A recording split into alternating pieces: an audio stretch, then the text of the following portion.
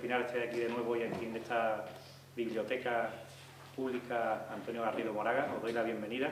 Quiero agradecer a los profes que habéis hecho el esfuerzo también, porque sabemos que un mes de junio complicado, con exámenes y mil historias, y cada uno esperando sus resultados para irse tranquilo a las vacaciones. Y esto es, yo sé que os tiene ahora mismo la mente, pero yo quiero que hoy estéis tranquilos, estéis relajados y disfrutéis de la oportunidad que se os brinda de contar con una de esas de su juventud, como digo, que muchas veces parece que tenemos que tener personas ya de una edad muy consolidada para decir que es un gran pensador, una gran pensadora, pero ella es una gran pensadora actual de lo mejor que podemos encontrar ahora mismo en España.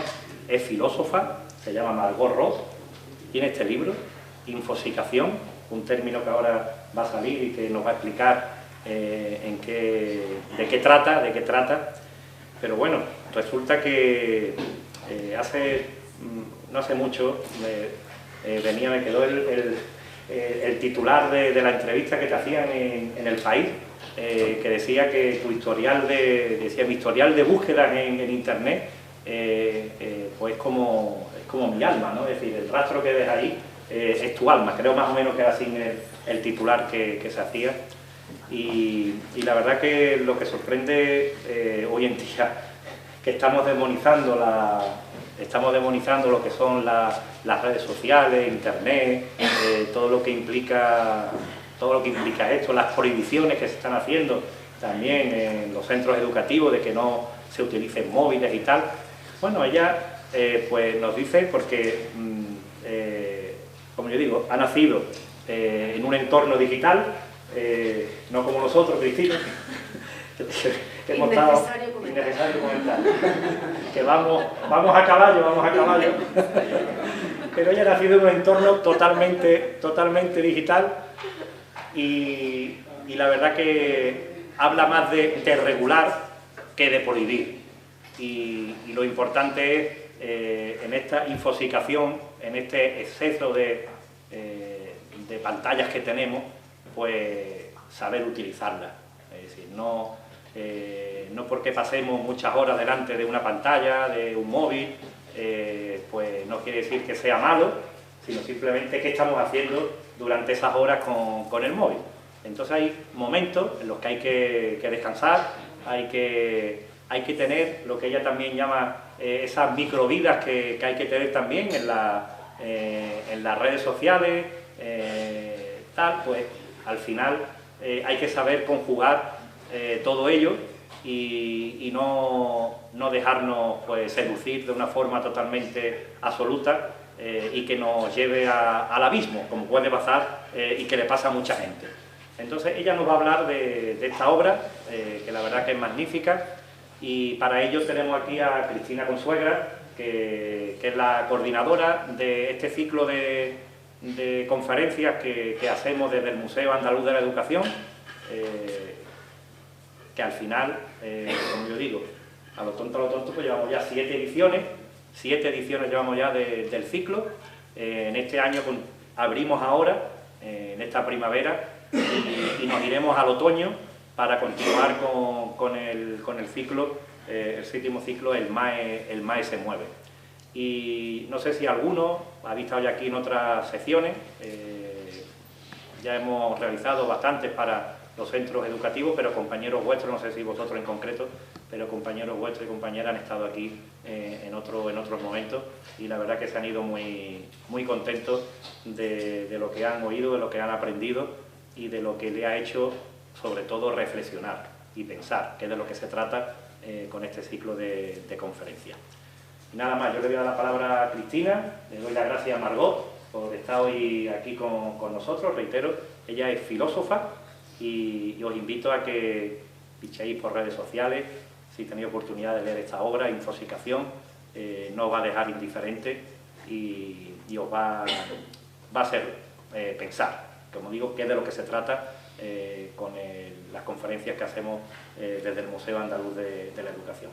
Y Cristina, como buena gestora cultural, como buena crítica cultural, y coordinadora del ciclo desde la primera edición, pues siempre nos ofrece cosas de calidad y siempre le saca los detalles más jugosos a los invitados y a las invitadas que tenemos aquí en este ciclo. Y nada más, estamos muy apagadillos, vamos a darle un aplauso a Margot y a Cristina. Por auspiciar, ¿no? Seguir apoyando de manera incondicional este ciclo tan necesario que busca pensar lo contemporáneo, el presente, y como le venía contando a Margot en el coche, este año le hemos añadido un poco la coletilla de pensar también la convivencia digital, porque queramos o no queramos, ya hay una nueva narrativa, un nuevo mundo, que yo siempre explico que es el mundo que está bajo nuestros pies, con nuevas identidades, con nuevas cuestiones de poder, con espacios muy novedosos, algunos muy cálidos de habitar, otros no tanto, y sobre esas nuevas identidades y esas identidades virtuales, ese espacio virtual, vamos a hablar con Margot Roth sobre todo lo que ella va desgranando en Infoxicación, y que yo creo que es posiblemente el libro, el ensayo y la pensadora que mejor pone en valor el sentido de este ciclo cuando buscamos incorporar a los chavales, a vosotros y a vosotras, sobre todo lo que os está pasando en la actualidad, que muchas veces nos suceden cosas y os suceden cosas que no sabéis en el mundo, ya sea desde las redes o cuando efectivamente ves, como veníamos hablando en el coche también, como Meta, pues desde hace unos días, ese historial de búsqueda en Instagram, por ejemplo, ya lo está utilizando para venderlo a terceros y construir, no se me oye, ¿no? No está encendido, efectivamente. Lo analógico sigue siendo esencial, como podemos comprobar. Gracias, Isa. Pero decía que, bueno, algo tan aparentemente tan naif o que no tiene peso como meter en el buscador de Instagram un perfil o una empresa, o el tiempo que aparece una publicidad mientras haces el scroll o el scroll infinito, pues rápidamente ya ahí están haciendo una especie de foto o de perfil sobre ti que podrá ser utilizado, por ejemplo, y no voy a exagerar, creo que no voy a exagerar, por ejemplo, puede llegar a afectarte a la hora de buscar un trabajo, de contratar un seguro de vida o un seguro sanitario a través de lo privado, y algo tan esencial como en realidad la persona que somos y cómo nos mostramos, porque parte de esas identidades, de cómo nos presentamos al mundo, ahora están transcurriendo a través, buena parte de hecho, a través de las redes y de las plataformas y diferentes plataformas digitales y aplicaciones. Dar las gracias a los profes por hacer un hueco en un calendario junio que siempre es muy complicado. Muchísimas gracias. A vosotros, a vosotras por estar aquí. Recordar que cerramos la temporada primaveral el 12 de junio con Remedios Zafra, como yo siempre digo, que creo que es la filósofa que mejor está pensando este tiempo. No solamente por cómo lo lee, sino por la siguiente pantalla que ella está planteando, ¿no? Yo creo que la filosofía es eso, a partir de una tradición, plantear nuevos horizontes que tenemos que pensar para saber el mundo en el que vivimos y quiénes somos. Y al equipo de las bibliotecas, a Isa, a Rosa, a Rocío, que no sé dónde están, creo que han ido abajo, por el cuidado que ponéis siempre en cada actividad. Muchísimas gracias. Y sobre todo y ante todo a la culpable de todo esto que nos convoca, que es Margot Roth, con Infoxicación. Vamos a empezar la charla. Una cosa, podéis interrumpir en cualquier momento. Yo creo que es mucho más interesante si veis que bueno, algo que os preocupa de lo que estamos hablando o algo, no sé, cualquier cosa que consideréis que podéis decir o que queréis preguntarle a ella, pues levantáis la mano y nos podéis interrumpir, ¿vale? Voy a leer al principio, cuando haces la introducción o la presentación de qué nos vamos a encontrar en Infoxicación, y tú escribes: para adentrarnos en este ensayo, habremos de atender primero a cómo nuestras experiencias, nuestros cuerpos, nuestras psiques, se ven mediadas por los artefactos técnicos con los que convivimos. Internet ha transformado nuestra forma de estar en el mundo. y, por ende, nuestra forma de ser humanas en él. La virtualidad ha modificado nuestro modo de percibir el tiempo y el espacio, y, por ende, nuestro modo de percibir la realidad. Partiendo de esta idea, este ensayo se centrará en las afecciones que surgen a causa de esta condición, la del cyborg, y la asunción de que Internet ha transformado nuestra condición de sujetos en la historia. Y después añades: el problema más urgente con el que me he topado a lo largo de estos años de investigación en torno a la virtualidad remite al exceso de información en el que nos encontramos permanentemente inmersas. Ese ruido que no cesa, que además está cada vez más comprobado y testado, que causa muchísima inestabilidad mental, tanto en el ámbito personal como en el ámbito profesional, causando todo tipo de alteraciones, incluso de sueño, concentración, atención. Vosotros lo notaréis especialmente en el tema de la atención y la concentración cuando leéis o cuando vais a preparar cualquier tipo de examen, y la cosa se va a ir poniendo más complicada conforme vayáis avanzando en la vida académica. Ese ruido que no cesa, que es esa información primordialmente visual, pero también textual, ¿no? que además genera unas expectativas muy complicadas de gestionar. Pero antes de llegar a las expectativas, vayamos a la raíz. Aquí señalas hacia dos asuntos muy interesantes en torno a esa virtualidad, cuando la vinculas precisamente a ese exceso de información, que es cómo ha transformado nuestra forma de estar en el mundo y nuestra forma de ser humanas. Si tuvieras que resumir en qué consiste lo humano de la humanidad hoy en día, con este nuevo escenario, que será un escenario totalmente diferente al de mañana, porque esa es la celeridad de nuestro tiempo, ¿cómo lo definirías?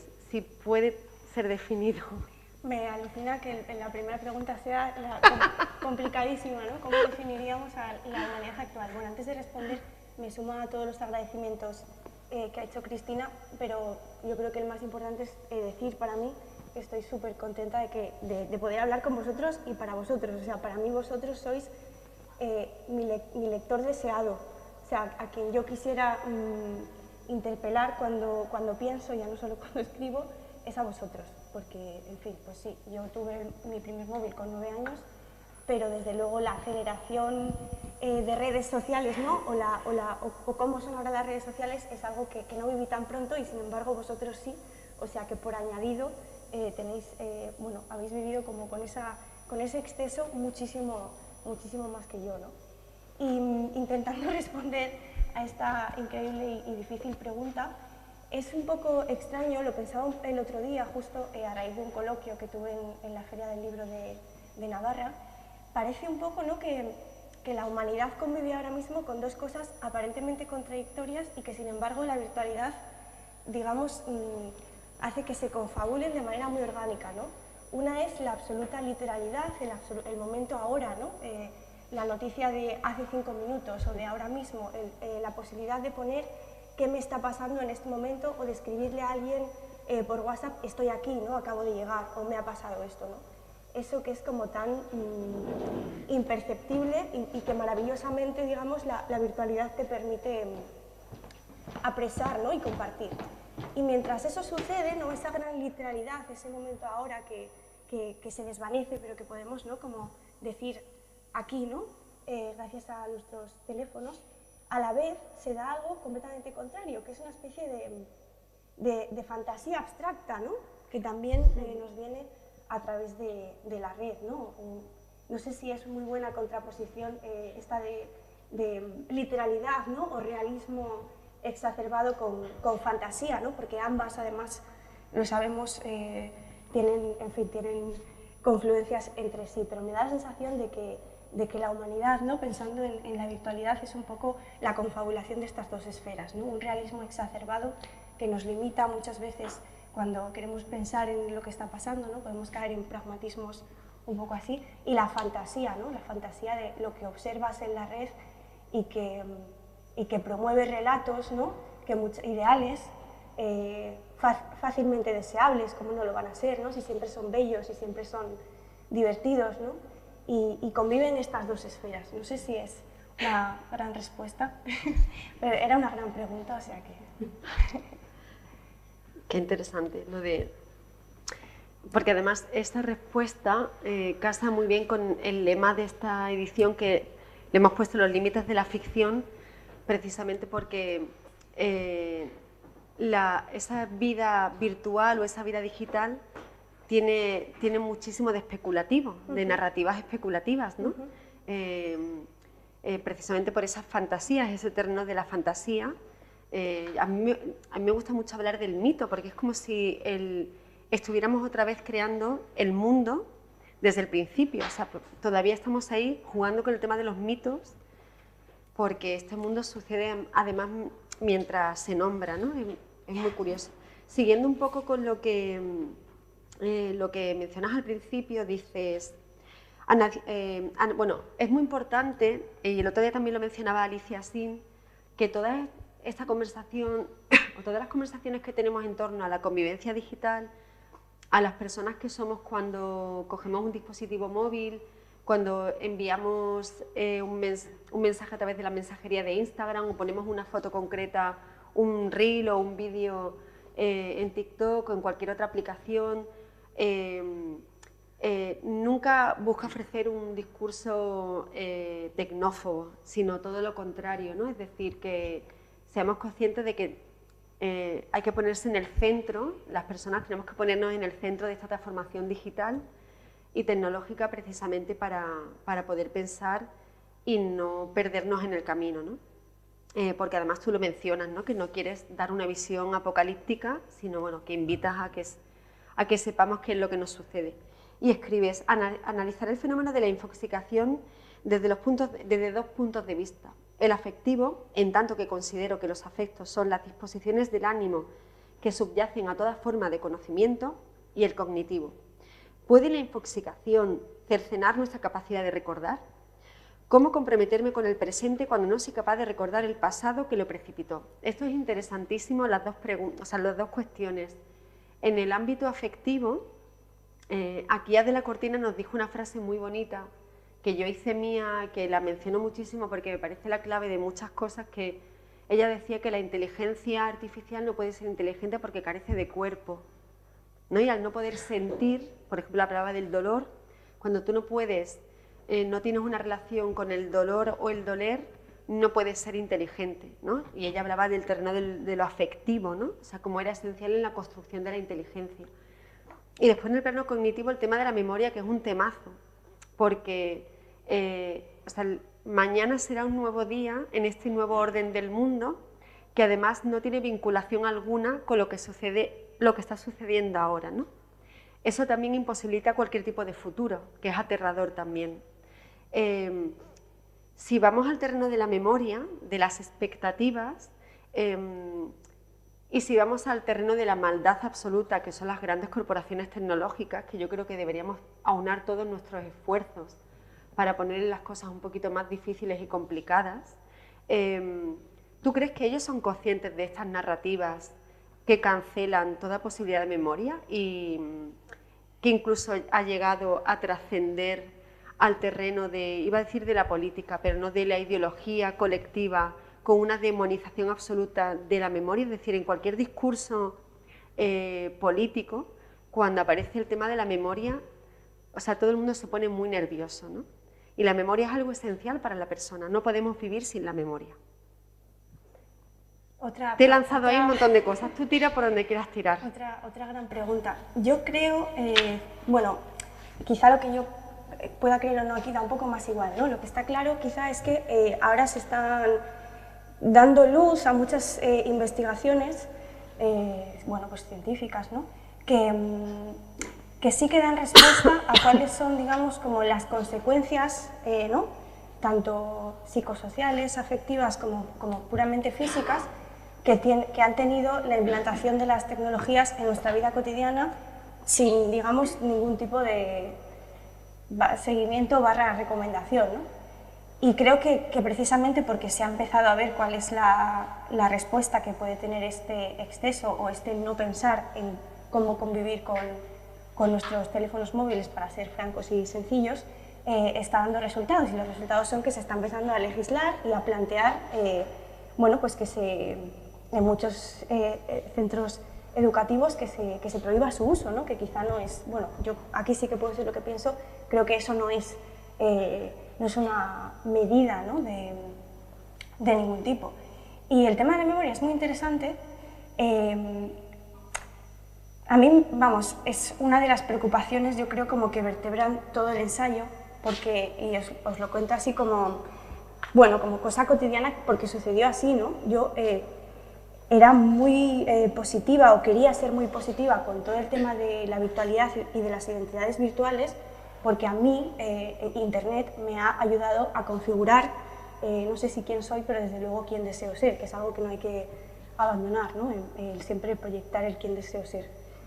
Y para mí ha sido fundamental el poder leer a personas contando su día a día, o a personas contando cosas absolutamente excepcionales o cosas absolutamente normales, desconocidos, cercanos o no, ¿no? O sea, para mí esa ventana al mundo, esa capacidad de elegir qué disposiciones estéticas, que esto suena tremendo, ¿no? Pero qué música, qué grupos, qué películas, qué camisetas, qué tipo de persona, qué peinados, o sea, el poder elegir, el poder ver, ha sido fundamental y no lo puedo desdeñar, ¿no?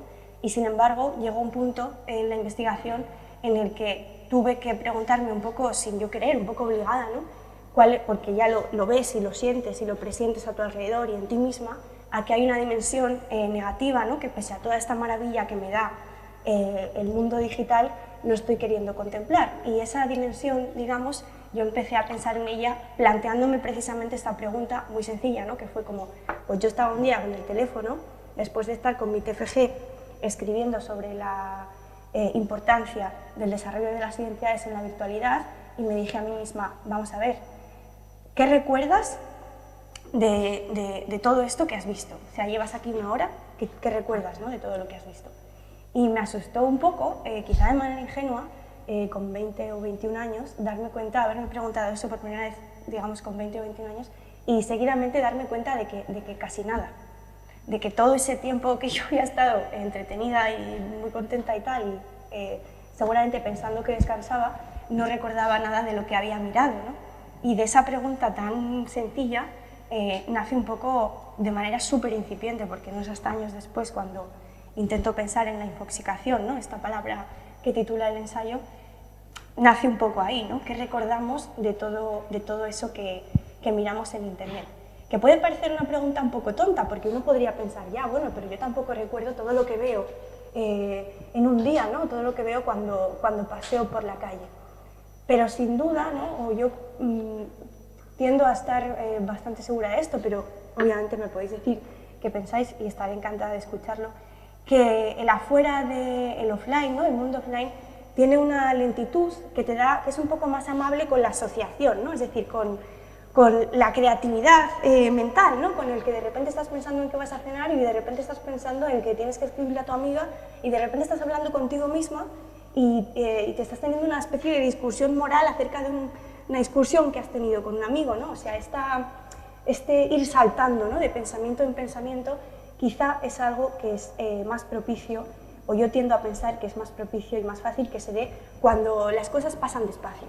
Y las cosas en Internet no pasan despacio, o al menos no en un hacer virtual muy concreto, ¿no? Que es el de estar en Instagram, Twitter, YouTube, WhatsApp, no sé qué, ¿no? Como que aquí esa asociación, por el hecho de estar concentrado en algo muy pequeño y que pasa de manera muy veloz, se pierde un poco, ¿no? Y aquí la memoria tiene un punto importantísimo, ¿no? Que es otra pregunta, ¿y qué he hecho yo con esta hora, ¿no? O ¿qué he pensado en esta hora?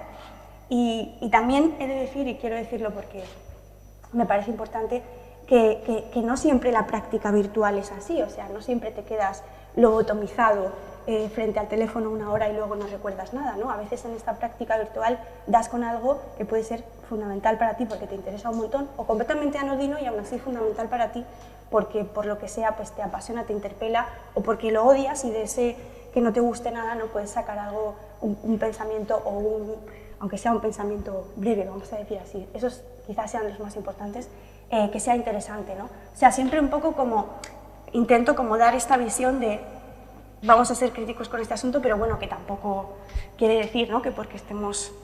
Sí. A mí me gustaría preguntarte sobre qué diferencia ves entre lo que sería bueno, la gente que tenemos aquí que ha nacido con lo que son las redes sociales en pleno desarrollo, ¿no? Y tal, porque es verdad que gente de la quinta de Manuel, o incluso, por ejemplo, de mi quinta, a lo mejor pues, se han abierto un poco más tarde a las redes sociales que ellos, ¿no? ¿Hasta qué punto ves una diferencia?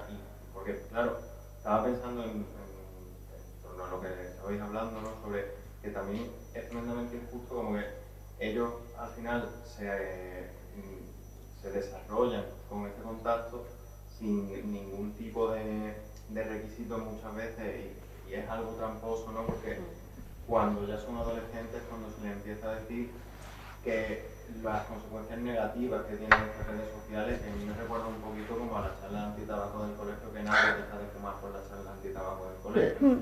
Entonces, eso, simplemente, ¿qué diferencia ves, ¿no? Entre esa generación y la nuestra o la anterior? Todas las posibles, ¿no? Quizá a mí, la verdad es que con esto que dices de cómo abordar desde el principio la digitalización o el tener el móvil, ¿no? A qué edad dar el móvil o a qué edad tener redes sociales, no te puedo decir absolutamente nada porque no tengo ni idea. O sea, me parece una discusión que se está dando ahora, que hay un montón de profesionales en ella, pero desde luego desde mis conocimientos y haber estudiado filosofía no me atrevería, ¿no? Como a darte una visión un poco, ¿no? Reflexiva sobre ello, porque me parece que yo tengo, pues eso, mis limitaciones. Y luego las diferencias todas, ¿no? Y para mí la más importante es a nivel socialización. O sea, que tú puedas hacer, que esto parecerá una tontería, pero a mí me parece importantísimo, que tú puedas hacer amistades, amigos, te puedas hacer amistad de alguien que no conoces absolutamente nada y con quien interactúas porque has encontrado algo que te gusta común, eso es brutal. El hecho de que tú puedas diseñar, digamos, esto tiene mucho que ver con el lenguaje, pero también con la estética, ¿no? Vamos a ponernos también estupendos y no simplificar. Que tú puedas diseñar una identidad pública para el otro, el que tú puedas en tus redes sociales expresar cómo te sientes, siendo ese sentir, digamos, pues un malestar, pues estoy tristísimo, ¿no?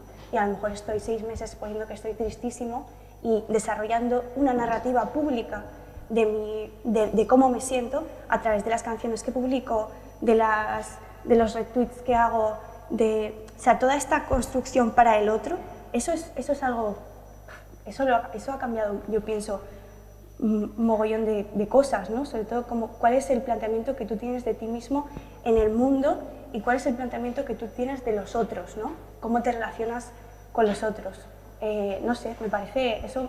No te sabría ahora rápidamente decir, bueno, ¿y cuáles son las consecuencias de esto? ¿No? Lo podríamos hablar y sería increíble, pero desde luego eso es una gran diferencia, ¿no? El que yo haya podido configurar mi identidad y beber de otros y constituirme a ojos del otro. Que esto es algo que ya pasaba antes, no ha hecho falta que haya un teléfono móvil para que esto se diese, ¿no? Porque uno siempre es...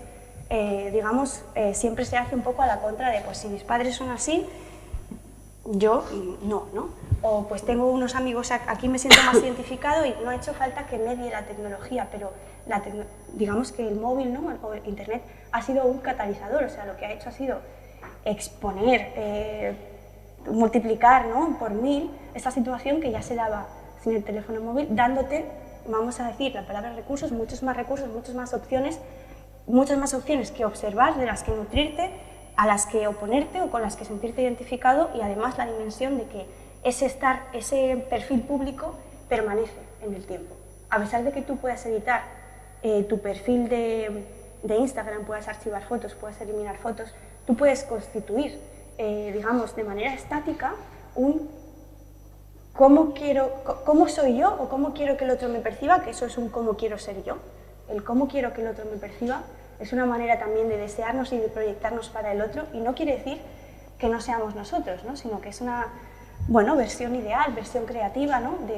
de quiénes somos o de quiénes deseamos ser. Que eso pueda permanecer en Internet y que yo pueda trabajar con eso y que pueda ponerme creativo y que pueda confeccionarlo, eso es increíble también, eso también es un gran cambio.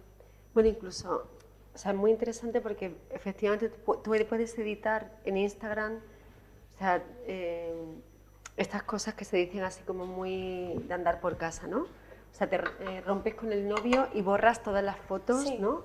Claro, o sea, de repente te encuentras que tienes una capacidad de decidir sobre tu memoria digital, es decir, el cómo vas a ser recordado, pero al mismo tiempo también es la memoria que ya se está construyendo en otro mundo, ¿no? O sea que, y es algo totalmente novedoso, que tampoco sabemos, yo creo todavía no se puede medir el efecto que va a tener en nuestra subjetividad, que tú hablas mucho de la construcción de los subjetivos, ¿no? De los sujetos que somos, pero yo creo que todavía no se puede medir el efecto de todo eso, ¿no? De cómo en realidad somos una especie de dioses y diosas, ¿no? Porque estamos interfiriendo en procesos memorísticos de la memoria que se está construyendo, ¿no? Y puedes decidir qué recuerdos se quedan y qué recuerdos se quitan.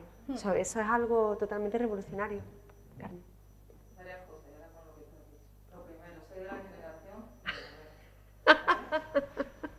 que tenía redes sociales y las decidió quitar en un momento determinado porque todo eso que yo decía la verdad me demuestra porque soy fantástica o no lo soy. Yo estoy diciendo que soy fantástica y estoy hecha esto, soy no sé cuánto, soy no sé qué, y luego cuando aquí enfrente no eres capaz de mirarme al ojo. No estoy hablando de vivir, sino estoy hablando de yo interaccionando con diferentes eventos culturales y de pronto dicen, tú eres la que me dijiste, ya no eres tan simpático, ya no eres tan mujer. No sé qué fue un filósofo, también no me acuerdo de ninguna frase aquí, cuidado, y fue con los chavales también. Una parte de internet es como si te pones en la plaza de un pueblo nuevo para ti, tú te sientas en la mitad de la plaza y te pones a contar lo que te parece y te pones cómo te parece y no sabes, habrá gente que ni te mire, que ni te ponga, que ni te da, y otros que sí. Como no sabemos, porque tú estás haciendo, tú lo has explicado, tú estás haciendo una proyección, tanto de lo como tú sientes o como quieres que los otros te vean, pero tú no sabes cómo lo ves. ¿Vale? Sí, entonces, no es ni mejor ni peor, es tenerlo presente. Claro, total. Sí, sí, es sí. tener eso presente. Y a colación del tema de la memoria, es que tú borras la foto y ya no está. Esa foto está ahí, sigue estando. Además no sabes si la tiene el primo, el cuñado, el otro, y la novia de la novia del novio del novio, y de pronto hasta así, ¡pum! Y además, ahora la inteligencia artificial que cambia la cara, ¿vale? Y te dice, pues la has puesto. A ver, antes de ayer tuvimos una jornada interesante sobre inteligencia artificial y una de las cosas que se nos, lo digo porque imagino que todos lo sabéis, te digo que yo soy de la generación que voy casi aprendiendo a marcha y no por ello ni me cuesta y todo. Otra de las cosas es que sí, aprender mucho, lo que yo ya aprendí ahora lo estoy desaprendiendo porque tampoco me interesa ya mucho. Aquello fue en aquella época, esto bueno que es, y ahora lo que hay que estar en la ¿no? Y el que cuidado con el tema de los datos, es decir, con todos nuestros datos Meta ha dicho que como yo soy dueño porque lo firmasteis cuando dijiste en WhatsApp, gratuito, en el Facebook, qué bien, hay que poner ese decir, por lo menos ponerme, yo no sé si puedo hacer otra cosa, pero si ya, en el momento que se dijo el otro día, directamente buscamos el modo y algunos o algunas ya la hemos puesto eso. Pero es importante también que estos chavales, que no es, que lo veo, es fantástico que pueda existir muchas cosas y mucha extensión, porque yo creo en la buena voluntad del ser humano y que todo el que participa es para bien. Pero hay que estar como la plaza del pueblo, ¿no? Estoy bien, pero voy a ver qué gente tengo yo de espectadores. Total, sí, sí. Vamos, todo esto que dices, yo lo contemplo. Lo que pasa es que quizá una se sienta aquí pensando que estamos acostumbradas, ¿no?, a que sea siempre la conversación sobre el riesgo o sobre los peligros y no tanto como sobre la otra parte, ¿no? Pero obviamente estoy totalmente de acuerdo contigo. ¿Sabes por qué la parte buena es como que no la ven? Y directamente, a ver, la primera, cuando yo me hice Facebook, mira, puedo hablar con gente, yo que soy, que no me hace falta nada para hablar, con gente de Canadá, con gente de no sé cuál, que bien, tal, hablar, fui a Canadá a conocer a gente, a gente de Inglaterra. Es decir, no es que no vea que es una gran herramienta, pero es como un martillo. El martillo es muy bueno, pero cuidado, martillo puedo clavar un clavo, puedo pegártelo. Sí. Totalmente, sí, total. Sí, y ni siquiera el uso siempre depende de nosotros, ¿no? Es lo que tú dices, hay grandes corporaciones además que tienen como mucho control. Quería matizar una cosa, ¿no? Sobre esto de la foto que archivas o eliminas y el recuerdo no está, ¿no? O sobre el me proyecto de una manera fantástica y luego cuando me siento aquí a tomar algo contigo no puedo dar cuenta, ¿no? A mí me parece, no sé cómo lo veis, que el problema de esto, de esta forma, ¿no? de proyectarse, no es de Internet o de la tecnología, sino de quién. Y quizá esta es la gran reflexión que nos toca hacer ahora, ¿no? Recoger cable después de no haber pensado quizá suficientemente bien en cómo podemos usar de la mejor manera posible las herramientas que Internet nos da para acercarnos a todas estas cuestiones que a mí me gusta relacionar siempre con la creatividad, aunque a priori no parezcan creativas. Quizá tenemos que pensar en eso también, ¿no?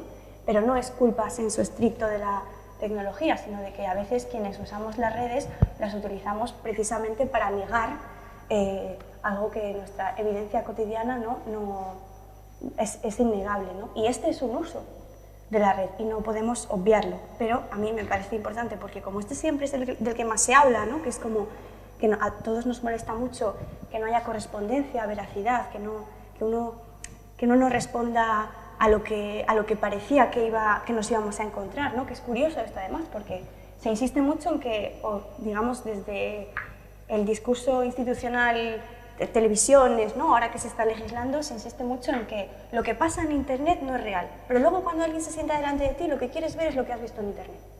Entonces, esto también es curioso. Y nada, solo decir como el recuerdo no desaparece, ¿no? Aunque nosotros eliminemos la foto.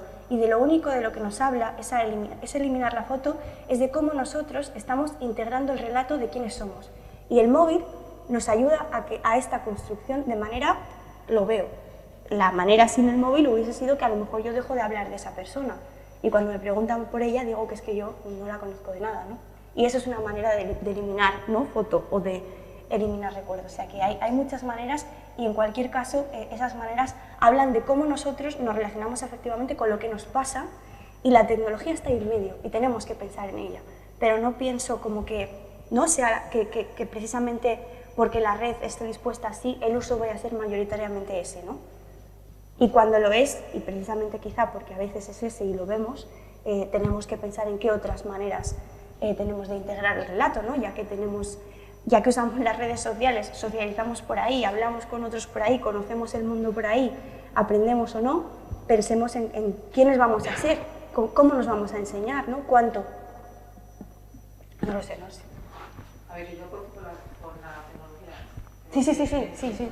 Una gran herramienta pero también con una prudencia, la conciencia, que creo que es una de las cosas. Ser consciente, cuando te estás lavando los dientes, estás lavando los dientes, no pensando en que tienes que hacer esta manera. Una duda, ¿algunos de los que estáis aquí, algunas o algunos, no tiene red social? Pleno, vale. Instagram y TikTok, ¿no? Mayoritariamente. Facebook, ¿no? Obviamente. Es el Pleistoceno. Es un geriátrico ahora mismo. Es un geriátrico. Es algo fuerte.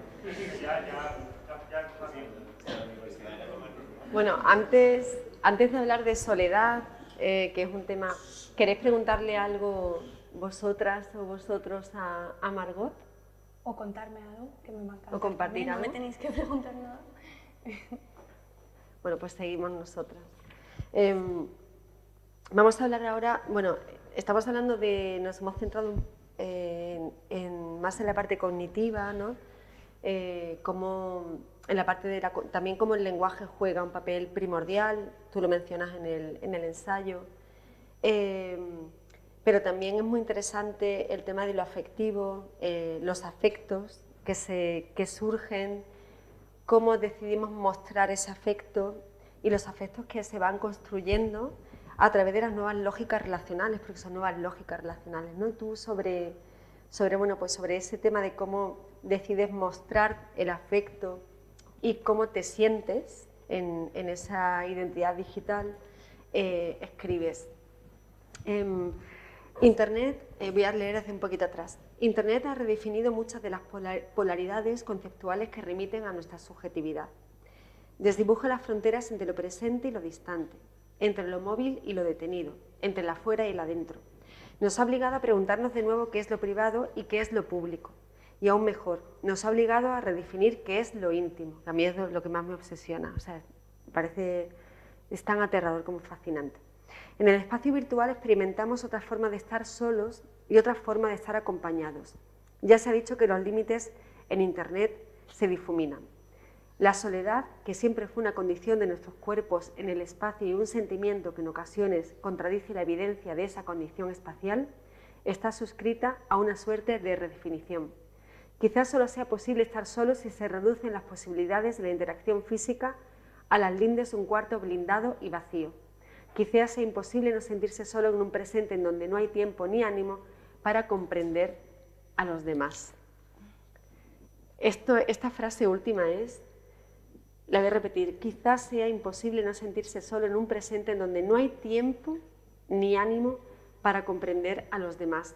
En esa falta de tiempo y falta de ánimo, si le inyectamos la celeridad del propio tiempo y del tiempo propio, y además metemos lo que más adelante tú reflexionas, que es el grado de agotamiento, o sea, esto que hemos naturalizado también como, ¿qué estado de ánimo te encuentras? Cansada. O sea, antes el cansancio era un lugar que habitabas de manera intermitente. Ahora el estado de ánimo colectivo y el estado de ánimo individual es cansancio. O sea, ¿qué precio corremos? Y me da igual si es en el mundo online, offline, cuando bajamos los brazos para comprender al otro. Es decir, si dejamos de tender la mano al otro, ¿qué nos puede suceder? Bueno, aquí hay una situación interesante, porque cuando yo escribo el ensayo, seguramente esto es un error, ¿no?, del que uno se va dando cuenta con el tiempo, para hablar de todo esto que ha mencionado Cristina, ¿no?, y al leer como estos párrafos, para mí yo estaba pensando en una dimensión de la vida en la que muchos de vosotros quizá, y sin el quizá, pues no estáis inmersos, ¿no?, que es el sistema laboral. O sea, estaba pensando en el agotamiento al que te, digamos, invita, vamos a decir así de amable, el trabajo, ¿no? Entonces, el agotamiento que se define, digamos, en el ensayo es este, ¿no? Y esa imposibilidad que yo menciono, ¿no?, o dificultad de acercarte a los demás y de entenderlos y de poder atender a sus necesidades afectivas cuando las de todos son a veces pues bastante, pues agotamiento, ¿no?, o el que no llego, o el que no tengo tiempo para mí, ¿no? O sea, una serie de cuestiones muy negativas en las que no me apetece mucho tampoco detenerme de manera muy precisa. Yo pensaba todo el rato como en la dimensión laboral. Es curioso, y esto quizá pueda ser interesante, que pasan como dos cosas, ¿no? Como la sofisticación del sistema capitalista es tan, en fin, sorprendente, de repente nosotros como individuos, y lo vemos todos, ¿no?, en la virtualidad, hemos adoptado como una especie de normalización del discurso psicológico, ¿no? O sea, como que estamos todos muy pendientes y preocupados de nombrar esas pequeñas cosas que pasan para las que antes no había quizá un término concreto, ¿no?, y que gracias a que todos nos juntamos en comunidad y debate y discusión y contamos nuestras experiencias en red, de repente podemos encontrar la palabra con la que nombrar un malestar como muy específico, ¿no?, de una situación muy específica, y te vas dando cuenta de que son varios malestares. Y no solo eso, ¿no?, sino que además hay una especie de respuesta colectiva psicologista, ¿no?, con una ambición como de psicología. Todos de repente sabemos un montón sobre terapia y tenemos como un montón de tips para abordar la cotidianidad desde aquí, y lo hablamos en esos términos con nuestros amigos, y luego, si nos quitásemos como este lenguaje aprendido quizá de manera un poco como por urgencia y necesidad, te queda la gran conversación, ¿no?, que es para la que parece que ya nadie tiene tiempo. O sea, que a la vez que nos imbuimos en esta lógica de psicologismo, ¿no?, y de abordar y de leer en internet respuestas a no se me ocurren ahora mismo ejemplos concretos, pero se os ocurrirán a vosotros un montón, ¿no? A la vez que sucede esto, muchas de nuestras amistades o de nuestras relaciones se ven truncadas porque no podemos atender constantemente, y esto es tristísimo decirlo, ¿no? Pero alguien que lleva triste mucho tiempo y cuando nosotros también lo estamos, ¿no? Y todo esto como que de repente confluye todo el rato. Y es bueno, cuanto menos sorprendente. Aquí, como siempre, yo sin respuestas, más con análisis que otra cosa, pero confluye un poco esto, es que ¿no? tampoco creo que haya respuestas todavía. Es que o sea, nadie sabe en realidad. Y es curioso esto de la gran conversación porque, a ver si os explicar, esa deriva o ese dejarte llevar, esa inercia es la palabra, esa inercia que te lleva al final a ese asunto que comentabas, lo que hace es secuestrar, o sea, convierte en la conversación algo que desplaza la conversación propia. Entonces, claro, es... Sí, total. Por eso creo que tampoco somos capaces de saber exactamente cómo describir esta ensalada, ¿no? Porque no sabemos, yo creo que tiene que pasar más tiempo o no, o pasar el tiempo de otra manera quizá. Vamos a ir ya, porque todavía estamos en la introducción, vamos a ir al primer capítulo. Al principio hablas bueno, se titula ¿Qué nos sucede hoy? Ah, no, pensaba que me había levantado, vale. ¿Qué nos sucede hoy? Y hablas al principio de la contradicción, ¿no? Y dices, voy a leer un poquito. Frente a la coyuntura de gran contradicción en la que parecemos instalarnos vital y teóricamente, hay un enunciado que se presenta como límite. En él parecen desembocar todas nuestras disquisiciones internas. Es más fácil imaginar el fin del mundo que el fin del capitalismo. Este enunciado representa a todos los efectos el cuerpo de una gran impotencia. Con esta aseveración se genera, ahora lo sé, un horizonte de imposibilidad. No son pocos los autores que han pretendido soslayar este horizonte de imposibilidad apelando al conocimiento, y más aún a la imaginación. Como si conocer a la perfección los modos en que se articula nuestra despótica realidad mellase las estructuras... Qué mal estoy leyendo, por Dios, retomo. Como si conocer a la perfección los modos en que se articula nuestra despótica realidad mellase las estructuras que articulan nuestra despótica realidad. Como si imaginar no fuera un ejercicio estrechamente vinculado a nuestros modos de conocer. Y concluye. Este enunciado evidencia el modo en que se ha totalizado el capital en nuestros esquemas de pensamiento, así como la dificultad a la que nos enfrentamos cuando intentamos imaginar otras condiciones.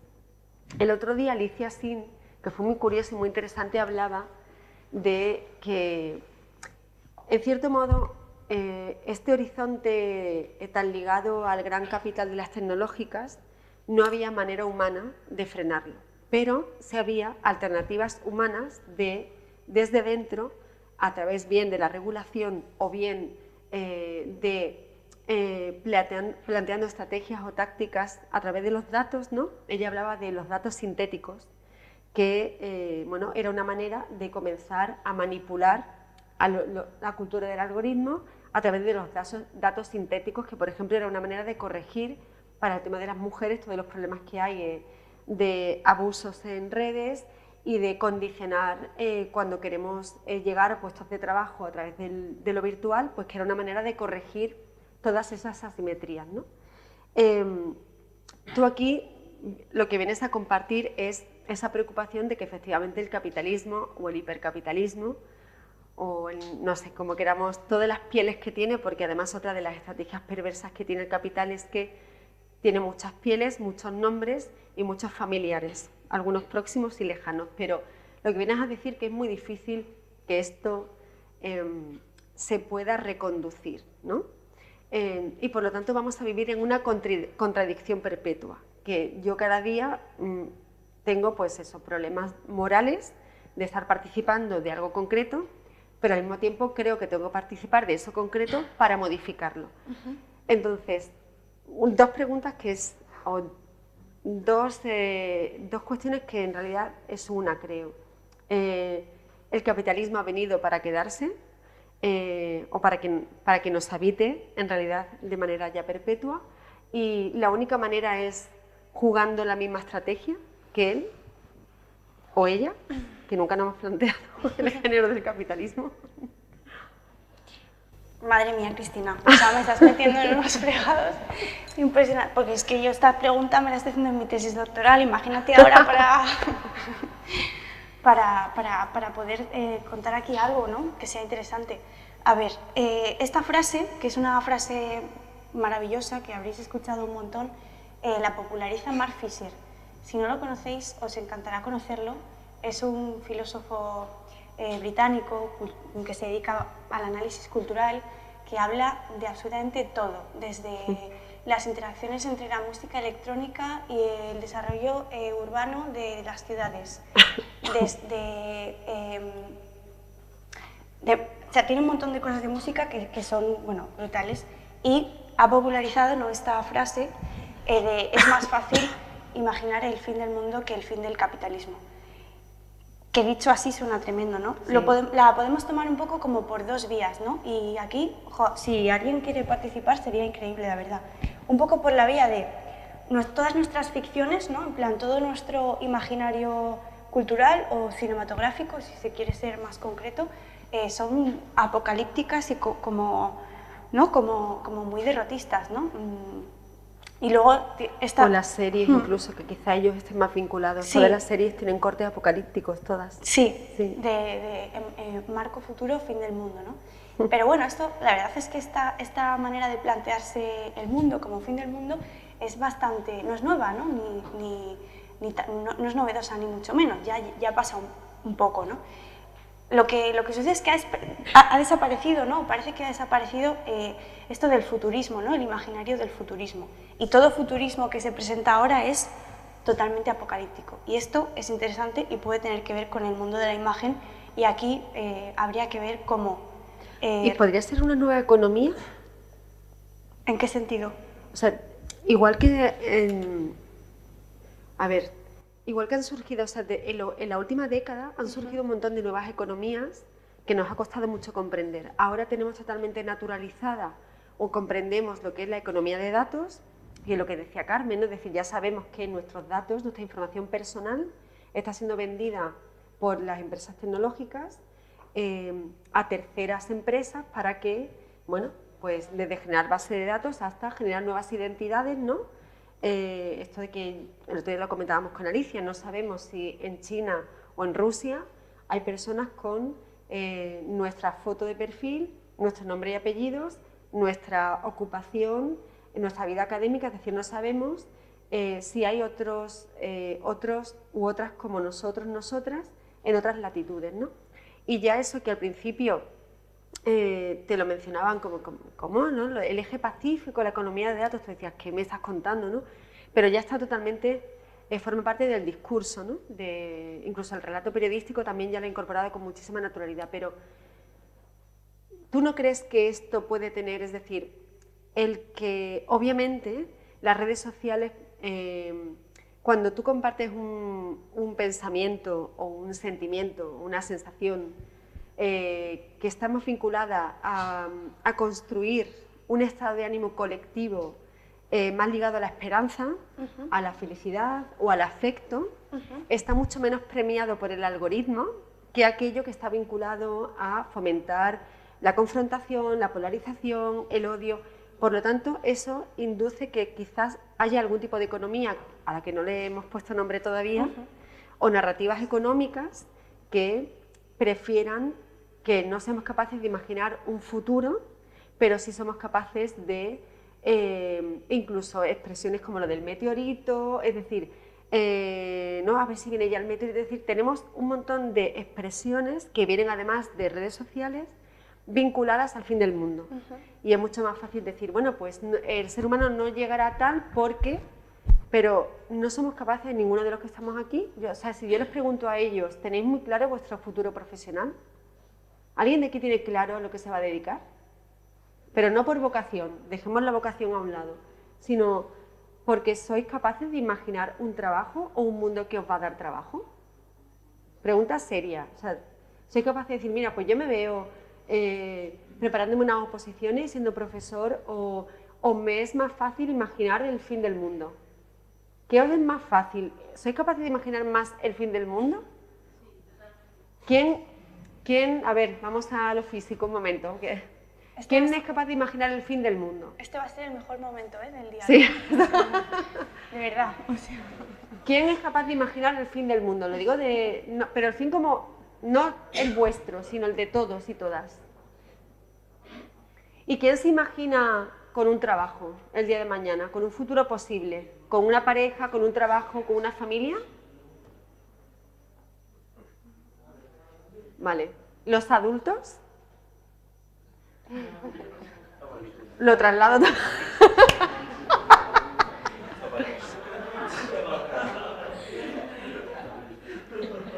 Los adultos habría que cambiar lo de... Claro, habría que decir, claro, efectivamente. No, bueno, según la edad, Paqui, según la edad, porque a lo mejor para él, claro, nosotras que tenemos una edad fin, es la jubilación, que no, ya te digo, no, o sea, incluso iría más allá lo del estado del bienestar, que es como, fíjate qué cosa tan chunga, pero es mantener el trabajo. En el caso de los que ya estáis incorporados, es decir, ¿podremos mantener los trabajos? Y cambiar, ¿no? Yo abogo porque estás siempre que no te quedes solo con lo que en un principio te habían dicho en esa memoria que tenemos integrada. Uy, pero es que nos quieren ahí. Pero eso es muy interesante, nos quieren ahí. Que aunque no se pone en internet, en mi Plaza del Pueblo, dice siempre. Pero vamos a plantearnos si a lo mejor te hemos secuestrado un poco la... No, pero... Pero es que es muy interesante porque habría que plantearse si esta disponibilidad en la que nos quieren y nos solicitan todo el rato no deja de ser otro ejercicio de la servidumbre. Cuidado con esa disponibilidad en la que siempre versatilidad, disponibilidad. Yo estoy por defender... yo es que estoy muy en el siglo XX, estoy teniendo una deriva muy rara últimamente, pero bueno, que siga ella.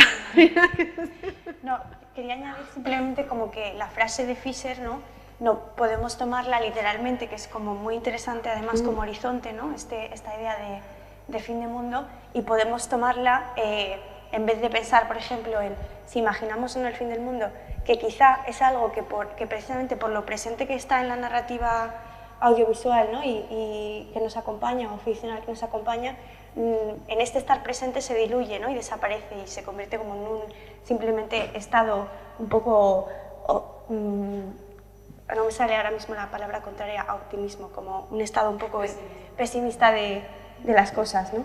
Pero uno puede pensar, o uno se puede preguntar si se imagina un mundo mejor, ¿no? Que eso es una pregunta quizá un poco más aterrizada, ¿no? ¿Nos imaginamos la posibilidad de un mundo mejor? Y aquí, como por introducir, y ya me callo, la variable, ¿no? Del sistema, ¿no? Del capitalismo. Parece más fácil imaginar que todo irá a peor, es un poco el truco sistémico en el que como todo va a peor y nada va a mejorar, dejamos de luchar para que las cosas sean mejores. Y ahí desaparece, ¿no? Nuestra increíble potencia revolucionaria, que precisamente porque estamos agotados e imbuidos en esta narrativa de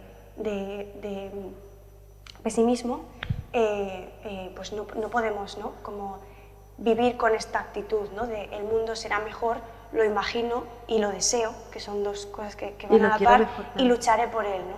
Y tomar esta reflexión, siempre tomarla, que debemos decir esto o pensar en esto sin sentirnos culpables por no poder desear que el mundo sea mejor. Tenemos que entender o intentar entender en qué condiciones vivimos y crecemos y nos desarrollamos y nos permitimos pensar, y cómo son nuestras casas y qué tipo de renta tiene nuestra familia y a qué tipo de cosas tenemos acceso y a cuáles no, ¿no?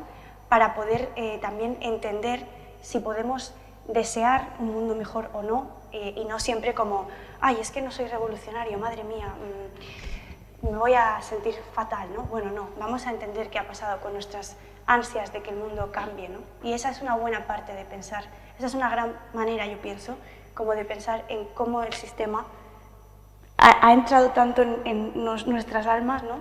Como para no poder imaginar un mundo mañana, ¿no? O un mundo mejor.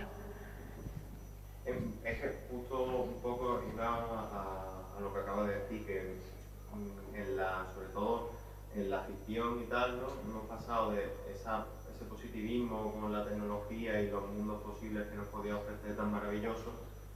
Lo primero que se me viene a la cabeza es Regreso al Futuro, pero luego todo lo que hemos visto un poco a raíz de esto son ese pesimismo, ¿no? Ese pesimismo que yo lo veo también como el que, como no sé cómo mejorar la situación en la que me encuentro, lo único que se me ocurre es un reset en el que, pues bueno, de alguna manera volvamos a empezar de nuevo, ¿no? Y ojalá lo hagamos un poco mejor.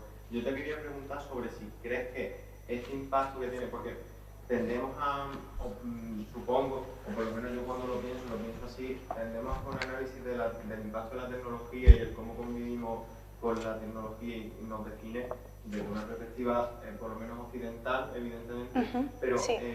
¿cómo tú crees que va a tender este impacto y esta globalización tecnológica a homogeneizar también lo que son el pensamiento y las formas de vivir de todas las culturas? Porque al final la tecnología se inserta mucho en sociedades y tal, como una herencia, una religión, etcétera, una cultura, que yo creo que el impacto es bastante diferente, ¿no? ¿Tú crees que eso se va a estandarizar? Pienso que no, pero y quizás, no sé, me decís qué opináis como siempre, pero pienso que no por una sencilla razón, y es que para que la tecnología de la que hoy hablamos exista, el mundo tiene que ser desigual y eso quiere decir que gran parte de la población mundial no tendrá acceso a la tecnología que sí nos va a producir. Entonces esa homogeneización es muy relativa. Yo diría que es muy relativa. No sé si esto responde, es muy breve, pero... No, sí, realmente más o menos, sí, perfecto. Pero qué interesante eso, o sea, dar por hecho que, claro, que hay una parte de la población que se va a quedar también en el... Claro que eso dice también mucho de la parte del mundo que está en estos procesos de desarrollo, ¿no? Dar por hecho que lo que nos sucede a nosotros está sucediendo en simultáneo a todo el mundo. Para ir avanzando, vamos al capítulo 2, me he saltado algunas preguntas algunas cuestiones del capítulo 1. El 2 está titulado, y vamos a ir ya terminando, ¿no? ¿Hasta qué hora podéis estar? Son menos cuarto, 2 menos cuarto. ¿Hasta las 2? Sí, yo creo. Vale, pues bueno, si eso, una pregunta más y que participéis. A ver si logramos que planteéis alguna cuestión, una pregunta. Bueno, el capítulo 2 se titula Identidad, razón, emoción y deseo. Mira, voy a improvisarla. A mí el tema de lo íntimo me parece fascinante y al mismo tiempo aterrador, ¿no? Como a veces, lo decías al principio, cuando hablabas de la generación de expectativas, de quién quiero ser y cómo de repente la tecnología nos ofrece la posibilidad de ser lo que en el mundo offline o en el mundo real no podemos ser, ¿no? Es que lo del mundo real, claro, lo otro también es real, entonces hay que ser cuidadoso con el lenguaje. Pero el tema del deseo es primordial en esta construcción de una identidad que ya es doble, una identidad, bueno, disociada. A mí me gusta mucho hablar de una identidad, nos estamos convirtiendo, seamos conscientes o no, en seres disociados. Que tampoco creo que sepamos todavía medir el impacto de esa disociación porque está sucediendo mientras acontece, ¿no? Y en esa construcción de la persona que anhelo ser, por ejemplo, el contexto socioeconómico es muy curioso, lo decías, tomar conciencia del contexto socioeconómico, que de repente la clase obrera ha sido borrada. O sea, las narrativas vinculadas a la clase obrera, ahora decir que tus padres, que tú vienes de la clase obrera, que tus padres tienen una tienda en un barrio, pues es algo que te convierte en una persona de la que hay que desconfiar, ¿no? Todos somos clase media de repente. Entonces, esos procesos de descatalogación de las construcciones vinculadas a los contextos socioeconómicos, cuando también lo vinculas al deseo, es decir, yo soy esto, pero yo anhelo ser esto, entonces las redes sociales me permiten serlo, me permiten construir esas identidades. Me estoy acordando de Lola López Mondéjar en el ensayo que publica en Anagrama, que no recuerdo exactamente el título.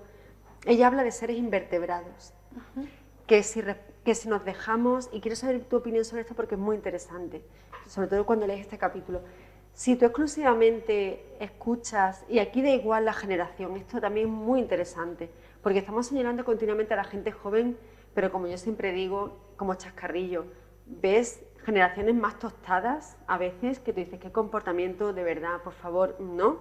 En cuanto a la construcción de lo íntimo, porque responden al deseo, pero si esa respuesta inmediata vinculada a que yo me merezco esto, porque este tiempo me lo permite, nos convierte, o sea, ¿tú crees que realmente nos convierte en seres invertebrados?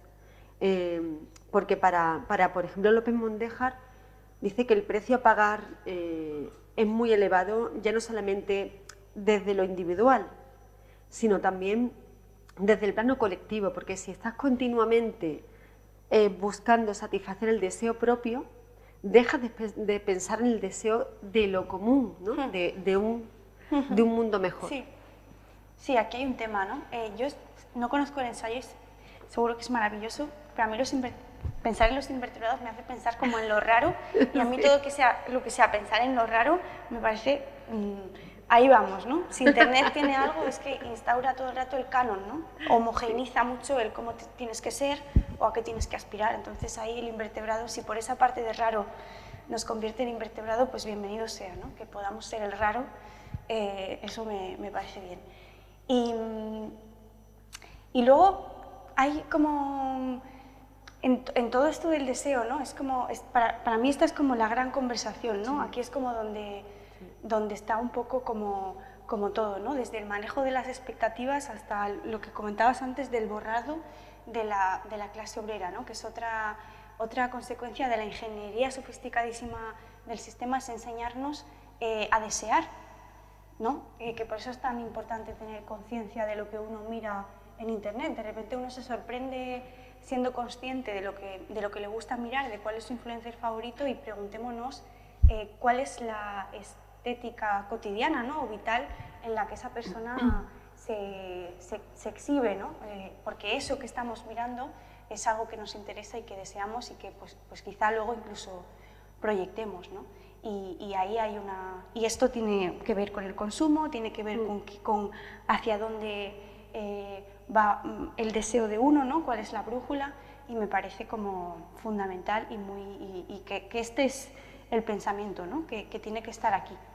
¿Y tú crees que esa capacidad de respuesta tan rápida que nos dan las redes y otras aplicaciones, también otro tipo de aplicaciones, no solamente aplicaciones vinculadas a las lógicas relacionales, nos va a mermar la capacidad de desear? O sea, ¿habrá un momento en el que el deseo va a desaparecer? No lo creo.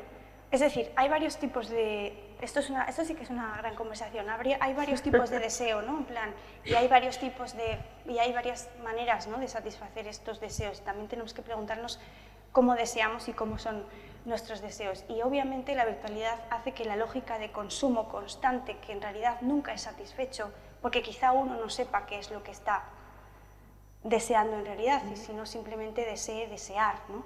Que este es el deseo al que quizá me estás preguntando más, ¿no? Dejaremos de desear todo lo contrario. Si para que todo este tinglado funcione, lo que necesita el capitalismo es que sigamos deseando y deseando y deseando y deseando desear, y por eso cuanto más breve es lo que deseamos y más podemos abarcar, más en esta rueda de hámster infinita estamos. Ahora bien, y esto es explicado rapidísimo y fatal y me vais a perdonar por esto, pero si tomamos conciencia de este desear, desear y de lo enganchados que estamos a desear, desear, y de cómo la virtualidad nos puede hacer caer en esta rueda de hámster, ¿no? de un deseo sin objeto concreto, ¿no? Sin una proyección concreta hacia la que tender, aunque suene un poco ñoño, sin un sueño, ¿no? Al que dirigirse, ¿no? Sino que es consumir por consumir. Si tenemos que pensar como en esta... No podemos dejar de desear, y ojalá nunca dejemos de desear, en el sentido de desear para seguir proyectando, para seguir queriendo alcanzar a un objetivo mejor, ¿no? en toda esta narrativa. Pero para poder dar luz a eso, primero tenemos que entender cómo opera el deseo economizado dentro de la virtualidad y fuera también, que pasar por Zara y tener ganas de comprarte algo responde a esa lógica de realmente no quiero esto. Pero no sé si me estoy explicando. Sí, sí. Es un poco... Bueno, no sé si tenéis... Manuel. Yo quería hacer una reflexión un poco del tema que me preocupa porque yo lo estoy sufriendo. Es decir, y estamos hablando de la ansiedad con las redes sociales. Es decir, yo al día de hoy soy incapaz de mantener y de poder contestar a todo lo que me entra durante el día. Hoy he tenido un episodio que me ha hecho un poco de esta mañana con una persona que me aprecia y bueno, que dice, parece mentira que no me has contestado a los últimos mensajes. Claro, me doy cuenta que es que ni lo había visto. Es decir, y veo el último mensaje que me manda y digo, es increíble, y claro, me quedé desde septiembre del año pasado. Eso ya varios meses, se me ha pasado todo. Y yo estoy, es increíble. Es decir, yo voy al día, intento ir al día. Entonces me crea una ansiedad el tema, y un tema que me preocupa, porque estamos aquí con jóvenes, es la relación entre lo que es la salud mental y las redes sociales. Es un tema que hace poco leía bueno, pues se había hecho un estudio en los últimos 15 años, los problemas de salud mental entre los jóvenes se habían multiplicado por 2 y que el 25% de este aumento está relacionado con el tema de las redes sociales. Y claro, yo me veo también en el día a día que estoy desbordado, pero que es que me produce... Y agotado. Y yo hoy me he planteado por primera vez decir, me voy. Corto WhatsApp y me quedo solamente con mensajes y tal, porque es que me veo incapaz de... Y claro, yo no sé los jóvenes que están todos los días con el móvil, rápidamente interactuando entre ellos, se mandan mensajes, si me ha contestado, no me ha contestado, eso crea una ansiedad. Me han dejado visto, ¿cómo es? Me han dejado. Sí. Es un tema bastante preocupante, ese aumento de esa relación entre redes sociales y salud mental. Sí, totalmente. Es la pregunta, otra de las preguntas del millón, ¿no? Yo tiendo a pensar, a mí me pasa como a ti, que me pueden... Y ahora WhatsApp, como se ha dado cuenta de esto, ha hecho una modificación en su interfaz y ahí puedes seleccionar las conversaciones no leídas y ya directamente te salen todas, ni siquiera tienes que bajar para buscar de a quién te has olvidado de responder. También, esto no sé cómo lo veréis, pero es que nos hemos acostumbrado también a demandar atención o a reclamar a alguien mandando un mensaje. Hombre, si era un tema urgente o te apetecía hablar conmigo y me has escrito y ves que no te respondo, llámame. Claro. Que a lo mejor esto es un poco boomer por mi parte, pero es que yo soy un poco de teléfono últimamente. Eso es que esa decisión es importantísimo. Se nos ha olvidado mínimo escuchar al otro. Escuchar. Pero bueno, es verdad que hay muchas... O sea, coger el teléfono para muchas amigas mías es como yo llamar, no llamo, ¿no? Es como que da ansiedad la interacción. Y yo eso lo entiendo también, o sea, también está esa dimensión de, por favor, que no me llame nadie, si me llama alguien no lo pienso coger, hola, o sea, ni de coña, ¿no? Y eso existe y está generalizado, ¿no? Entonces, es un poco como toreamos esta situación, ¿no? De que a veces somos policías, ¿no? O no sé quién ha subido una story y es que a mí me ha dicho que estaba aquí, pero es que yo estoy viendo aquí que está aquí, o ¿por qué no me ha dicho tal, ¿no? Y todo esto que parece muy banal y que en realidad es puramente cotidiano y que además nos angustia y nos agobia y nos crea conflictos como en nuestras relaciones cercanas, ¿no? Es algo que bueno, es que lo estamos aprendiendo, ¿no? Es una especie de sociología o de forma de socializar con la que nos estamos haciendo. El problema es que antes de que nos hagamos a ella ya estamos tan cansados que a ver quién responde al WhatsApp, porque luego hay gente que yo me puedo tirar sin responder 3 días, ¿no? Es que para la práctica cotidiana concreta de estas situaciones yo creo que podrán decirnos mucho más ellos y si no dicen, serán quienes determinen cómo va a ser el uso, ¿no? Lo que sí deberíamos de decir nosotros, ¿no? Que sí que estamos inmersos en el sistema laboral y tal, por ejemplo, que me parece importante, ¿no? Siempre mantener esas esferas como separadas. Algo que sí nos podemos tomar muy en serio es, si mi jornada laboral termina a tal hora, mi móvil no es operativo. Claro. Y si hay alguien que eso pues se lo tome mal o, hombre, es que no, es que mucha gente dirá, ya, pero yo no puedo hacer eso. que eso también es un problema. No, es que mi trabajo demanda que yo esté 24 horas con el teléfono. Bueno, aquí tenemos un problema que no es la tecnología, ¿no? Una vez más, sino el trabajo y el sistema. Esto ha sido un poco caótico, está todo como muy entrelazado, ¿no? Y precisamente porque está todo entrelazado, este tema que comentabas, ¿no? Del auge del malestar y de cómo aumentan los porcentajes, ¿no? de índices de malestar en la población joven y en la población en general, esta vinculación que hacemos con la tecnología, yo la pensaría en esos términos de entrecruzamiento de situaciones que hemos explicado, ¿no? O sea, no es solo que mi malestar, ¿no? Que mi salud mental pueda empeorar debido a un exceso, digamos, de inmersión, ¿no? de pantallas o de virtualidad. Es que todo lo que está pasando a mi alrededor y que está atravesado por el teléfono móvil, también tenemos que atender a ello. O sea, imaginaos que las encuestas de salud pública, en vez de decir aumentan los porcentajes de depresión por culpa de las redes sociales, dijesen aumentan los porcentajes de depresión por culpa del trabajo. ¿No? Eso sería una maravilla, también habría que dar un foco ahí, porque de repente parece que la tecnología absorbe y resuelve, absorbe a la par que queremos que resuelva todas las preguntas y todos los malestares, y no, simplemente es una puerta, es un transmisor, es un pequeño aparato en el que todo se condensa, ¿no? Un espacio-tiempo de repente en donde todo se encuentra, ¿no? Todo tiempo, todo el trabajo, el WhatsApp personal, el Instagram, el no sé qué, o sea, y como lo condensa todo, parece que la respuesta está ahí o que el problema está en ella, pero no es ahí, es en todo lo que lo vertebra, ¿no? Nos vertebra, pienso, no sé. En esto es muy interesante, la filósofa francesa, la de la ética de la comprensión, ¿cómo se llama?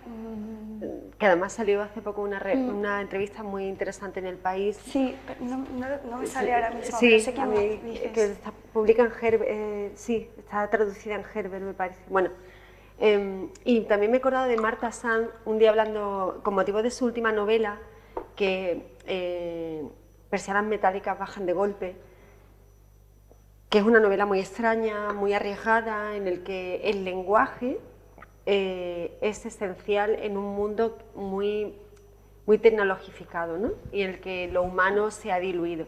Y ellas dos apuestan por algo tan sencillo como aprender a utilizar el lenguaje quienes nos agreden, porque es verdad que a veces te sientes agredido por cómo se dirigen, o sea, el que alguien entre en tu vida privada y no te diga, por ejemplo, ¿cómo estás?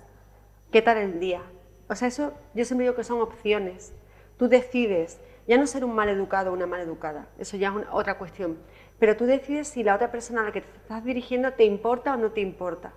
Entonces, a veces a esas personas que se sienten legitimadas y autorizadas a agredirte, hay que explicarles las cosas y decirle, mira, recibo tal cantidad de mensajes al día, además tengo una familia que atender, además tengo un trabajo que atender y además, aunque eso no importe, tengo una persona que atender, que soy yo. Entonces, explicar eso. Y si esa persona no se siente interpelada, bloquear automáticamente. Bueno, no sé si tenéis una última cuestión que abordar o que queráis compartir. Bueno, muchísimas gracias a todos y a todas por este rato, a los profes, a vosotros, a las compañeras de la biblioteca y os pido... Sí. Sí, por favor, o sea... Hace ya bastante tiempo en la sala estuvimos hablando de cómo en Internet eso se fomenta mucho la imagen destructiva y la imagen como deprimentes, pero que nos llevan a la inacción y al sentimiento de derrota. Pero también han mencionado que se promueven imágenes polarizantes y la imagen polarizante llevan a lo contrario, llevan a que los individuos actúen y sobre todo en el terreno del Internet, o sea que se lleva la disputa o la guerra que se lleva entre personas, se lleva al terreno del Internet. Y si realmente esa inacción y esa sumisión es lo que se busca para evitar, por ejemplo, cambios masivos o rebeliones, como bien dice, contra los sistemas que hay impuestos, ¿qué objetivo crees tú que tiene el que se genere o que se fomente esta imagen polarizante? simplemente para que no abandonemos el uso del Internet? Bueno, para decirte que tu pregunta me parece súper inteligente y buenísima, y es muy importante que nos preguntemos esto, ¿no? ¿Cómo es posible que habitemos redes en las que tenemos la capacidad de politizarnos y de reunirnos y de incluso, ¿por qué no? Pongámonos idealistas, organizarnos políticamente, porque es el lugar en el que nos podemos juntar, ¿no? Antes a lo mejor había que coger un bus para ir al mitin de no sé dónde, pero es que ahora puedo formar parte de una comunidad de personas con unas ideas políticas afines, y eso, ¿por qué no? Si me da la facilidad del espacio, ¿qué es lo que, cuál es el clic que falta, ¿no? Es que no tengo una respuesta, ¿no? Pero conviven las dos situaciones que tú has dicho, ¿no? O sea, a la par que se dan como todas estas narrativas, digamos, pesimistas, ¿no? que llenan la red, también está toda esta parte, ¿no? de respuesta y de... Yo creo que o sea, yo lo intento ver así para mi vida, ¿no? No tengo el ánimo para que esto transgreda la virtualidad, quizá. Hay algo en mi vida o en mí misma, en mi vida y en mis condiciones, que me impiden, yo no milito, ¿no? Por ejemplo, militar, pero, madre mía, todo lo que he aprendido y lo que aprendo de política gracias a Internet, ¿no? Y al menos que nos quede esto, ¿no? Que es súper importante. No sé si te respondo. ¿Me puedes...? Gracias. En parte también, en esa polarización, yo creo que por la inmediatez y la propia naturaleza, ¿no? que tienen las redes de Internet, está esa satisfacción artificial de que a través de a lo mejor firmar algo, compartir algo, sentimos que ya hemos hecho suficiente, y precisamente ese activismo en redes, ¿no? que no lleva a ninguna parte en muchas ocasiones, precisamente se agota ahí, ¿no? Esa reivindicación se agota enseguida, pues, yo qué sé, lo hemos visto en cosas tan cotidianas como se ha perdido ese perro, ¿no? Sientes que compartes la imagen del perro y ya has hecho la obra del día y ya luego, pues bueno, te sale un reel de Lewandowski bailando y se te ha olvidado el perro, ¿no? Realmente Sí. que está, entonces, hasta cierto punto, ¿no? Esa inmediatez, ¿no? Y ese deseo combativo, tanto como que aparece, desaparece muy rápido. Sí,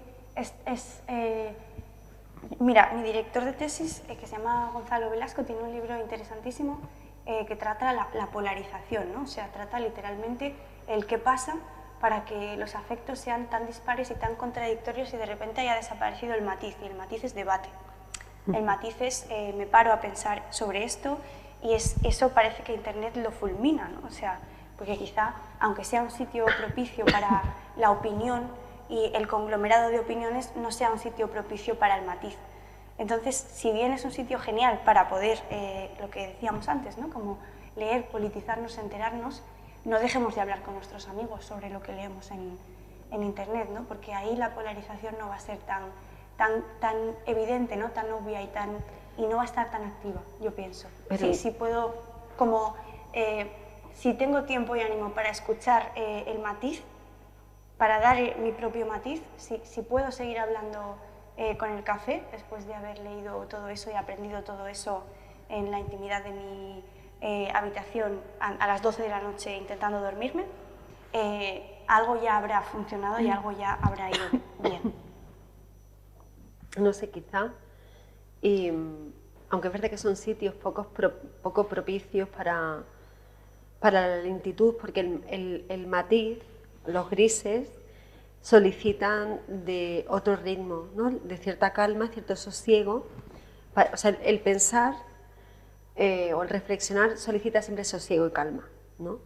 Entonces, no sé, también es lo que yo siempre procuro comentar, o sea, en cada uno, en cada una, tenemos esa posibilidad de decidir cómo el lenguaje que utilizamos, que no parece una... O sea, cuando tú utilizas un lenguaje muy concreto en redes, siempre hay ¿no? Siempre hay esta gente que se dedica a echar mierda, pero es muy difícil que cuando tú empleas un lenguaje amable, afectivo, expresando tu opinión, te respondan de una manera hostil, porque, bueno, no sé, mi experiencia, fíjate en eso es, a veces me he metido ahí en pequeños jardines y el otro o la otra que no opinan como yo y lo celebro, ¿no? Porque estoy cansada de gente que opina como yo. O sea, me parece que hay una capacidad de decisión mínima, pero que tenemos que defender en el lenguaje y después en que expliquemos. O sea, yo es que insisto mucho en que tenemos que explicarnos.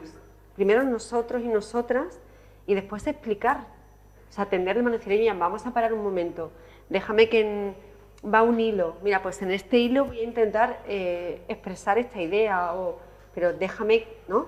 Comentarlo, déjame que termine el hilo. O sea, no respondas automáticamente, completa la lectura.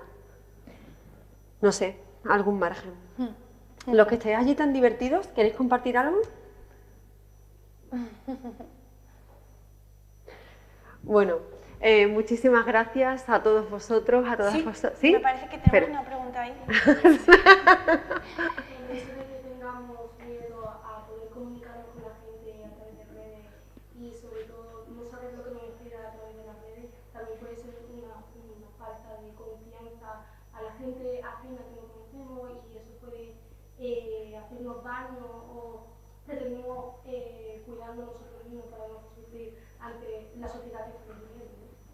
Y a veces creemos que esa gente puede ser una buena cosa para nosotros porque podemos conocer gente que nos experimente o nos enseñen cosas nuevas, pero también opino que ese rechazo que tenemos a conocer esa gente no puede ser propia protección ante la nueva sociedad a la que tenemos con las tecnologías, ¿no? Sí, por supuesto, y es súper importante ser conscientes de eso, sí, sí. Y el hecho de que queramos conocer gente para poder fomentar nuestro futuro y tener otras expectativas de otros conocimientos a través de las redes nos facilita también la comunicación y también las nuevas tecnologías nos ayudan a fomentar nuestra creatividad y nuestra propia futuro, ¿no? Sí. Pero es como el miedo de cómo seguir avanzando al mundo sin tener esa necesidad de utilizar esos recursos. Bueno, yo creo que fíjate que lo has explicado perfectamente, ¿no? Conviven estas dos maneras de enfrentarte a la realidad, ¿no? El que tengas que tener cuidado y reparo con quién hay al otro lado de la pantalla y el que te entusiasme y te pueda ser de mucha utilidad lo que la pantalla te ofrece, ¿no? Pero también cuando tienes comunicación con gente de cerca y lo que tú tienes, también el hecho de no saber cómo esa persona se encuentra en ese mismo instante, si se encuentra bien o si se encuentra mal, tú no puedes determinarlo porque no lo estás viendo en persona. Y a veces nosotros tenemos la necesidad de pedir ayuda y no somos capaces de pedirla porque no sabemos si esa persona está activa o no está activa. Total. Y nos cuesta mucho como interactuar con esa persona para decir yo quería que no estoy bien y no eres capaz de poder comunicárselo porque tienes miedo a ver qué la reacción que tiene esa persona. Total. Ojalá mandásemos más mensajes cuando tardas a mí me pasa que a veces tardo mucho en responder porque tengo periodos pues de trabajo excesivo, whatever, o que estás mal en tu vida personal y ojalá mandar más mensajes de mira, ahora mismo no estoy bien, no sé muy bien cómo convivir con esta sensación, ¿no? O sea, estaría bien también poder deberíamos sacar más esa carta, ¿no? Sí. O el hecho de tener relaciones con personas que queremos y no tengan que contar por un WhatsApp, que no es una cosa que no es muy lógica tampoco. Yo creo que te dejen por WhatsApp, ¿no? Ya. Pues sí, pero bueno, sí, y ese tipo de situaciones habla mucho de nuestra valentía o de nuestra cobardía a la hora de enfrentarnos a los demás, ¿no? La tecnología facilita mucho, pero nos puede convertir, si no pensamos en quiénes somos con ella, ¿no? Quiénes somos cuando la usamos, ¿no? Obviamente nos puede hacer peores. O sea que sí, esto que comentas también es... Y también el hecho de intentar acercar más de lo que es cuando tienes estas redes sociales, también eso no nos limita, es como lo que realmente somos. Porque si nosotros aparentamos una persona que no somos, al fin y al cabo, cuando conozca a alguien, va a ser una persona que te va a conocer realmente y que realmente no te conoce. Porque aparenta ser algo que no es. Total. Esto pasa, ¿no? Es casi lo hablábamos antes, es una de las situaciones a las que más nos enfrentamos, ¿no? Y una vez más yo siempre abogaré porque nos preguntemos ahí por la gestión emocional de nosotros mismos en el mundo, ¿no? Y qué fantasías consumo, que quiero reproducir esta fantasía tan lejos, ¿no? de mi realidad material, ¿no? De mi proximidad cotidiana, ¿no? ¿Qué me está pasando a mí, ¿no? La tecnología, recordemos que nos facilita siempre, pero la podemos usar mal, ¿no? O no mal, pero bueno, podemos hacer un uso de ella que nos perjudique, sobre todo si no pensamos en qué dice de nosotros el uso que hacemos de ella. Bueno, me están diciendo los profes que ya nos hemos pasado un poquito. Muchísimas gracias. Un aplauso para Margot, por favor.